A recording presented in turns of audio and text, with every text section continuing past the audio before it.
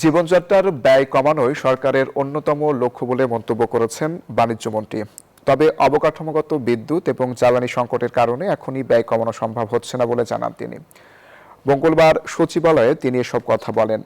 বাণিজ্যমন্ত্রী বলেন, বর্তমানে জীবনযাত্রার ব্যয় যে পর্যায়ে রয়েছে তাতে তিনি সন্তুষ্ট নন। বাণিজ্যমন্ত্রী জানান, ভারত ও বাংলাদেশের মধ্যে বাণিজ্যিক ও অর্থনৈতিক গতি বাড়াতে দুই দেশ একটি টাস্কফোর্স গঠনের উদ্যোগ নিয়েছে।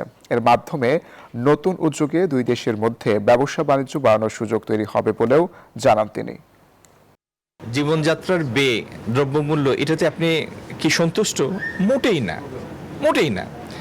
আমি সন্তুষ্ট হব জীবনযাত্রার ব্যয় এখন যা আছে যদি তার থেকে সাবস্টেন্সিয়ালি কমে। এখন সেই কমানোর জন্য কতগুলি অনুঘটক আছে। একটা হলো, সেটার জন্য বিদ্যুৎ হতে হবে আপনার সাশ্রয়ী মূল্যে।